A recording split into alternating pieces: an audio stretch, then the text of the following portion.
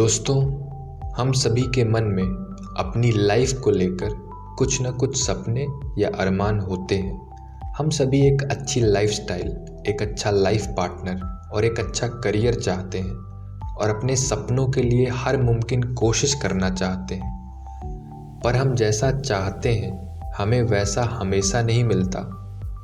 पर आज की कहानी ऐसी है जिसमें हम देखेंगे कि मन चाहे ज़िंदगी हासिल करने के बाद भी, सब कुछ प्लानिंग के अकॉर्डिंग होने के बाद, कैसे किस्मत का खेल पलट जाता है। जहां दुख और परेशानी की सबसे कम गुंजाइश होती है, वहां भी क्राइम अपना पैर पसार ही लेता है। एक लड़की के लिए सबसे बड़ी ख्वाहिश यही होती है कि उसे एक अच्छा केयरिंग और प्यार करने वाला लाइफ पार्टनर मिले, जिसके साथ वह हैप्पली एवर आफ्टर जैसी ज़िंदगी बिताएं। कोई गम नहीं, कोई दुख नहीं। मंजीत बसरा की ज़िंदगी किसी हैप्पली एवर आफ्टर या किसी सपने से कम नहीं थी। अच्छी ज़िंदगी की तलाश में मंजीत बसरा का परिवार इंडिया से वैंकूवर कनाडा आया था। मंजीत ने अपनी ज़िंदगी में सब कुछ बहुत पहले से ही प्लान कर रखा था और अचीव भी किया था। मंजीत एक टीचर बनना चाहती थी और ऐसा ही हुआ। इसी दौरान उनकी मुलाकात उनके लव ऑफ लाइफ यानी कि उनके लाइफ पार्टनर मुख्तियार पंगाली से हुई। ये किसी फेयर डील से कम नहीं था। मुख्तियार और मंजीत को लव एट फर्स्ट साइट हो चुका था, यानी दोनों ही एक दूसरे से प्यार करते थे, दोनों शादी भी करना चाहते थे और इसके लिए उन दोनों के परिवार भी राजी थे।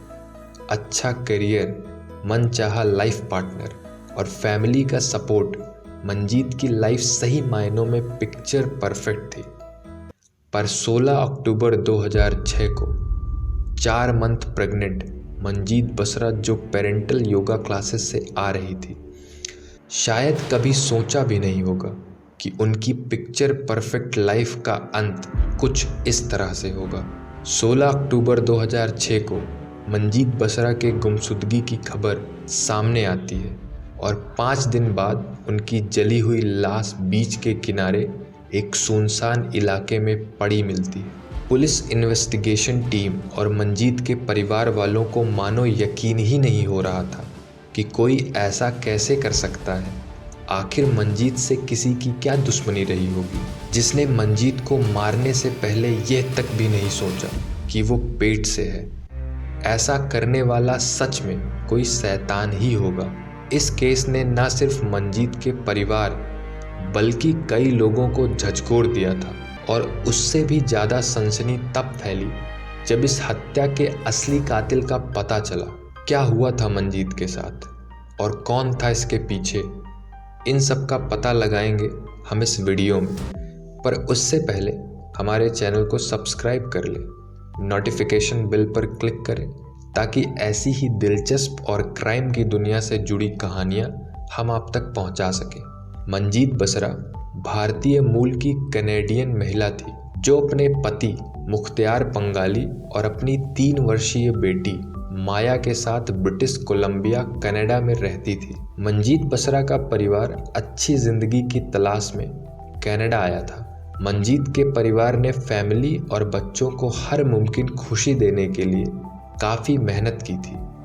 मंजीत का बचपन काफ़ी खुशहाल बीता था। हर लड़की की तरह मंजीत के भी कुछ सपने थे। उसने बहुत पहले ही सोच लिया था कि उसे क्या करना है और कैसे करना है और उसने वो अचीव भी किया। उसे टीचर बनना था जो कि उसे एक अच्छा और स्टेबल करियर देता, जिसके लिए मंजीत ने यूनिवर्सिटी से टीचर बनने की पढ़ाई भी की और इसी बीच उसकी मुलाकात मुख्तियार पंगाली से हुई।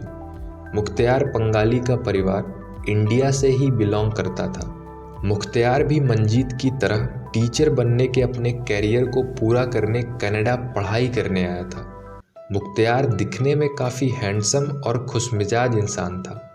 मंजीत मुख्तियार को पसंद करती थी। उसके लिए यह लव एट फर्स्ट साइट था। मुख्तियार मंजीत को पसंद करता। जब दोनों के परिवार को पता चला कि वो दोनों शादी करना चाहते हैं तो दोनों ही परिवार काफ़ी खुश थे। मंजीत के परिवार वालों को भरोसा था कि मुख्तियार एक अच्छा और जिम्मेदार लड़का है जो कि उनकी बेटी को खुश रखेगा। 1997 में मुख्तियार और मंजीत ने शादी कर ली।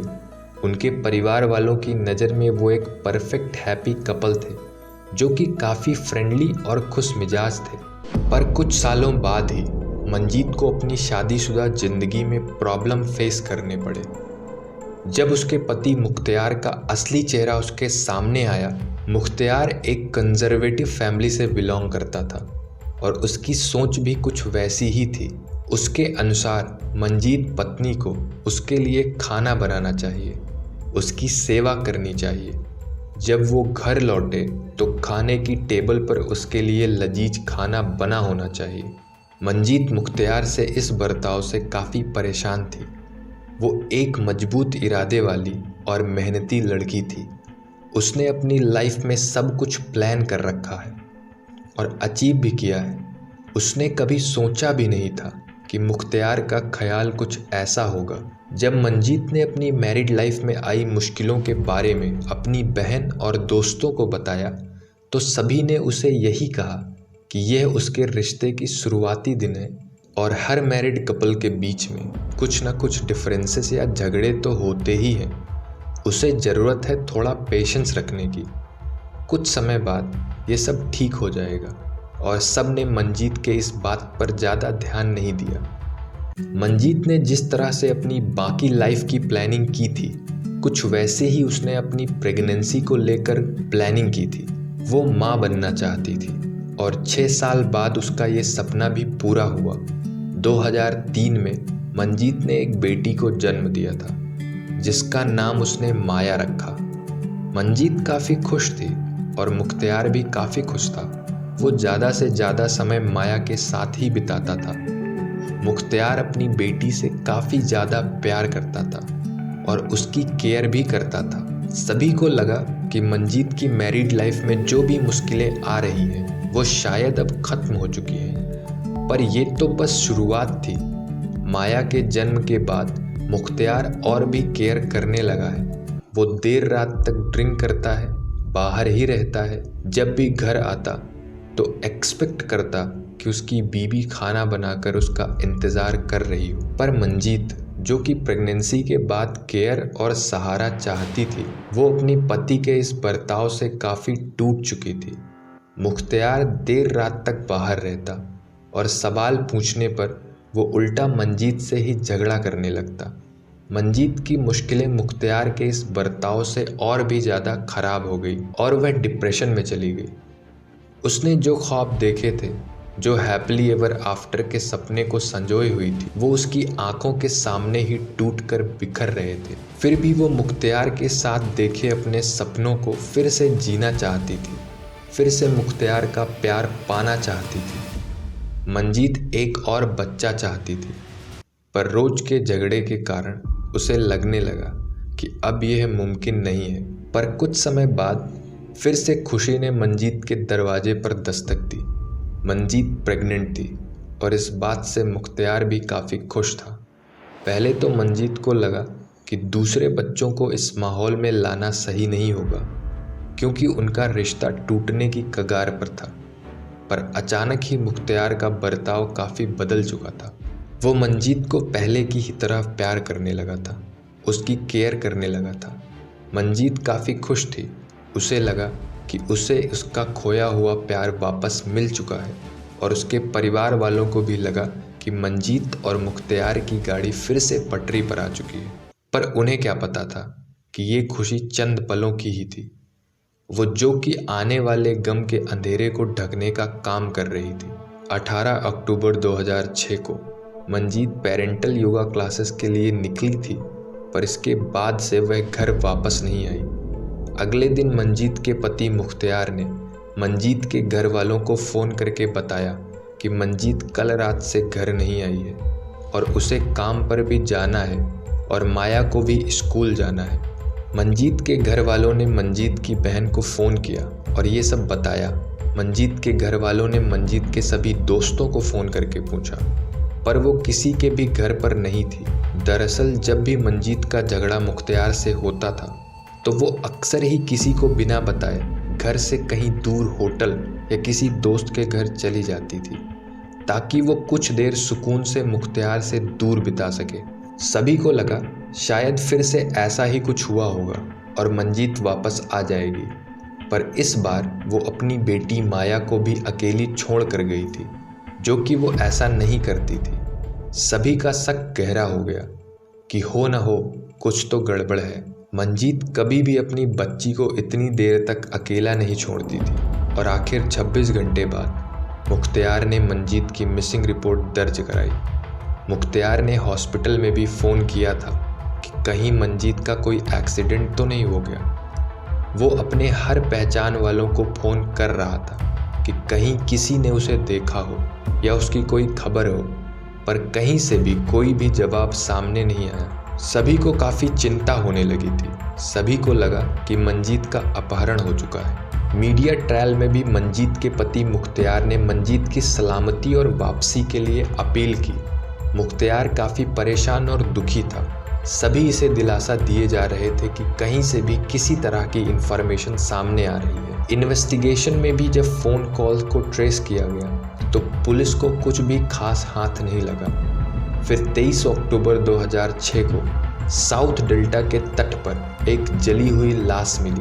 पोस्टमार्टम रिपोर्ट के बाद पता चला कि वो लाश मंजीत बसरा की ही थी और उनके पेट में पल रहा बच्चा एक लड़की था। इस खबर ने मानो मंजीत के परिवार को तोड़ सा दिया हो। आखिर उनकी बेटी ने किसी का क्या बिगाड़ा था कि किसी ने इतनी हैवानियत के साथ उसे जलाकर मार डाला था। पुलिस इन्वेस्टिगेशन में पता चला कि मंजीत की मौत जलने से नहीं बल्कि गला घोंटकर मारने से हुई थी।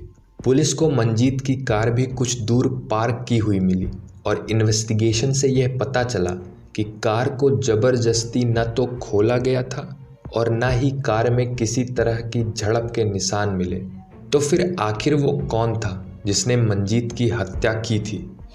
अब पुलिस का शक मंजीत के परिवार वालों पर था। पुलिस ने मंजीत का बैकग्राउंड चेक किया और उन्हें ऐसा कोई भी सस्पेक्ट नहीं मिला जिसकी मंजीत से कोई दुश्मनी हो। तो एक बार फिर पुलिस ने मंजीत के पति मुख्तियार से पूछताछ करने की सोची। पूछताछ के दौरान यह बात सामने आई कि मंजीत पिछले 1 साल में अपने कॉलेज के फ्रेंड टोनी से रेगुलर कांटेक्ट में थी।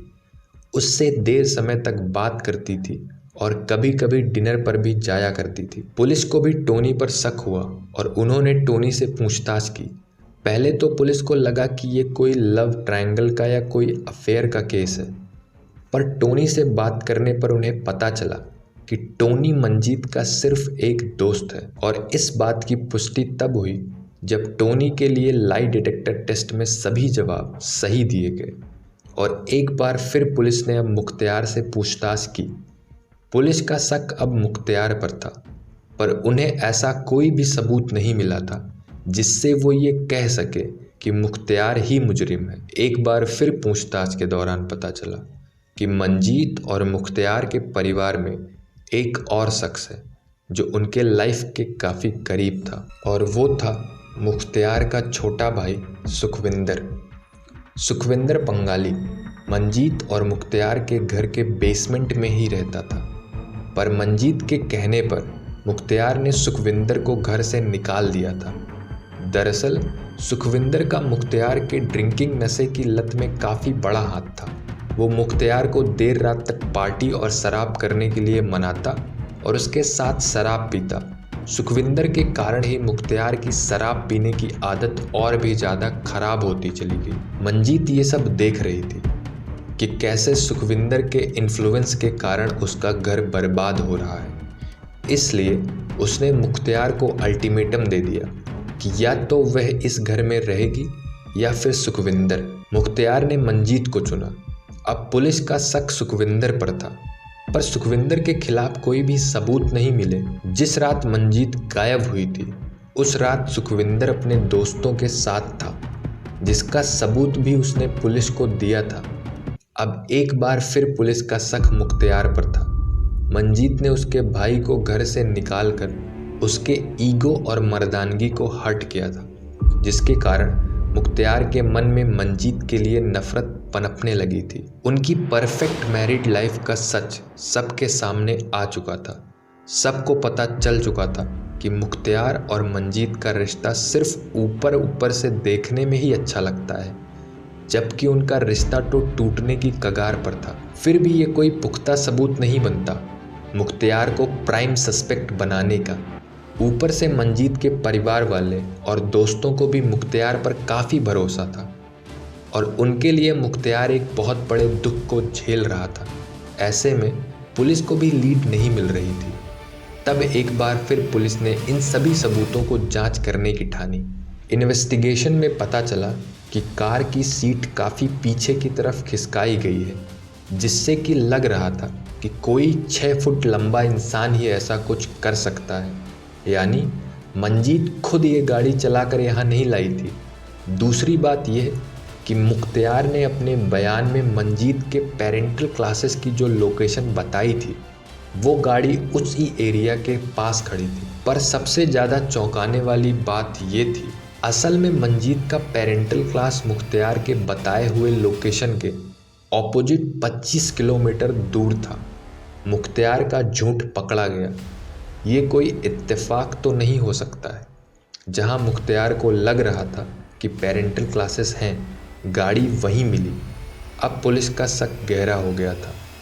उसने मुख्तियार के फ़ोन की लोकेशन और कॉल की छानबीन की तो पता चला कि मुख्तियार के पास मंजीत का ही सेल फोन है, जिसमें कि वो अपना सिम डालकर चला रहा था।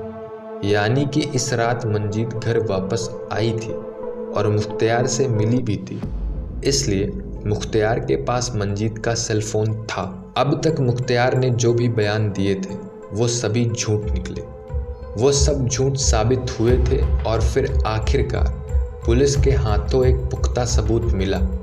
उन्हें सीसीटीवी कैमरा में मुख्तियार अपने घर के पास वाले गैस स्टेशन से एक पुराना न्यूज़पेपर और लाइटर खरीदते हुए दिखा। मुख्तियार सिगरेट नहीं पीता था और आखिर वो एक पुराना न्यूज़पेपर क्यों ही खरीदेगा? जवाब साफ था, उसे जलाने के लिए। पुलिस के हाथों अब पुख्ता सबूत लग चुका था। पुलिस ने तुरंत एक्शन लिया और 6 महीने बाद 12 मार्च 2006 को पुलिस ने मुख्तियार पंगाली को मंजीत बसरा के मर्डर केस में गिरफ्तार कर लिया। पहले तो मुख्तियार ने इस दावे को पूरी तरीके से खारिज करते हुए खुद को निर्दोष बताया और फिर पुलिस इन्वेस्टिगेशन में सच सामने आया और मुख्तियार ने अपना जुर्म कबूल किया। मुजरिम पकड़ा गया था, पर सवाल अब भी बाकी था। आखिर क्या हुआ था 16 अक्टूबर की उस रात को? मुख्तियार पंगाली ने अपनी प्रेग्नेंट बीबी को इतनी बेरहमी से जलाकर मार दिया था और अपनी 3 साल की मासूम बच्ची के माथे से उसकी मां का साया छीन लिया था। मुख्तियार ने बताया कि मंजीत के योगा क्लासेस के बाद मुख्तियार उसे घर से ले गया। मुख्तियार और मंजीत के बीच झगड़ा हुआ और गुस्से में मुख्तियार ने मंजीत का गला घोंटकर मार डाला। फिर उसकी लाश को साउथ डेल्टा के डेल्टा पोर्ट कोस्टवे में ले जाकर जला दिया ताकि कोई भी सबूत पुलिस को ना मिले। मार्च 2011 को मीडिया बयान के अनुसार हत्या की कोई भी ठोस वजह सामने नहीं आई, पर इन्वेस्टिगेशन के दौरान मुख्तियार ने इस अपराध को अंजाम देने की वजह बताई, ऐसी वजह जिसे सुनकर सभी हैरान थे। मुख्तियार पंगाली ने अपनी बीवी मंजीत बसरा के हत्या के लिए कारण उसके मन में मंजीत के लिए भरी नफरत और नकारात्मकता को बताया। मुख्तियार मंजीत से नफरत करने लगा था। ये सुनकर मंजीत के परिवार वालों और दोस्तों को बड़ी हैरानी हुई, जिसे वो एक परफेक्ट कपल समझते थे और जिस मुख्तियार को अभी तक उसकी पत्नी के चले जाने के दुख में दिलासा दे रहे थे, वो असली कातिल निकला। वो जिस मुख्तियार को अपना दोस्त और अपना परिवार मानते थे, जिसकी आंखों में उन्हें मंजीत के लिए प्यार देखा था, आखिर कैसे वो अपनी पत्नी को ऐसी नफरत और घृणा कर सकता है कि उसने उसे मारते वक्त ये भी नहीं सोचा कि वो प्रेग्नेंट है और एक 3 वर्षीय बच्ची की माँ है। नवंबर 2010 को मुख्तियार पंगाली को मंजीत बसरा मर्डर केस में दोषी घोषित किया गया, उसके ऊपर सेकेंड डिग्री मर्डर के चार्जेस लगाए गए। मुख्तियार को गिरफ्तारी के तुरंत बाद ही मंजीत और मुख्तियार की इकलौती 3 साल की बेटी माया की फुल कस्टडी के लिए मंजीत बसरा के परिवार और मुख्तियार के परिवार ने कोर्ट में केस भी लड़ा और आखिर में माया की फुल कस्टडी मंजीत की बहन जस्मिन बमरा को मिली। जस्मिन ने एक मीडिया हाउस के साथ हुई बातचीत के दौरान बताया कि कोर्ट ट्रायल के दौरान मुख्तियार को अपने सामने खड़ा देखना उनके लिए काफ़ी भयावह था। वो सपने में भी नहीं सोच सकती थी कि उनकी बहन के साथ कभी ऐसा भी हो सकता है। मुख्तियार का चेहरा हर बार उन्हें अपनी बहन के साथ दर्दनाक घटना की याद दिलाता है। कस्टडी ट्रायल्स के दौरान बार बार मुख्तियार का चेहरा देखना और उसका सामना करना जस्मिन बमरा के लिए काफ़ी मुश्किल था। फरवरी 2011 को मुख्तियार को लाइफ सेंटेंस यानी उम्र कैद की सज़ा सुनाई गई। क्राउन प्रोसिक्यूटर डेनिस मुरे ने मंजीत मर्डर केस के वर्डिक्ट के तुरंत बाद ही अपने बयान द्वारा हत्याकांड को कुछ इस प्रकार से नरेट किया। मुख्तियार पंगाली मंजीत के पेरेंटल योगा क्लासेस से आने के तुरंत बाद उसकी हत्या कर दी। वैली में उसकी कार की खोज का झूठा नाटक रचा और फिर साउथ डेल्टा के डेल्टा पोर्ट बीच के सुनसान इलाके में उसकी लाश को जला दिया। दिसंबर 2000 में कैनेडियन पुलिस ने मंजीत की डायरी और लेटर्स को पब्लिकली डिस्क्लोज कर दिया, जिसके बाद कई मीडिया हाउसेस ने इन लेटर्स की काफ़ी ज़्यादा छानबीन की और पाया कि मंजीत क्लिनिकल डिप्रेशन से जूझ रही थी। वो अपनी ज़िंदगी से नफ़रत करने लगी थी, रिश्ते को टूटने से बचाने का भरकस प्रयास कर रही थी। मीडिया हाउस से हुई बातचीत में मंजीत के परिवार से एक सदस्य ने बताया कि वो अपनी पहली प्रेगनेंसी के बाद से ही डिप्रेशन का शिकार थी। मार्च 2022 में मंजीत बसरा के जीवन और मर्डर केस पर आधारित till death do us part the murder of Manjeet Basra नामक एक वेब सीरीज अनाउंस की गई। आपका क्या मानना है? क्या इस हत्या को रोका जा सकता था? सब कुछ प्लान करके चलने वाली मंजीत से आखिर कहाँ गलती हो गई? क्या उसने मुख्तियार को परखने और समझने में गलती कर दी? क्या अगर समय रहते मंजीत के परिवार और दोस्तों ने उसकी मैरिड लाइफ की प्रॉब्लम को और गंभीरता से लिया होता तो ये सब कुछ बदला जा सकता था? हमें कमेंट बॉक्स में बताएं और क्राइम्स की दुनिया की और भी दिलचस्प कहानियाँ देखने के लिए चैनल को लाइक, शेयर एंड सब्सक्राइब करें। तो मिलते हैं एक और ऐसी ही दिलचस्प कहानी में।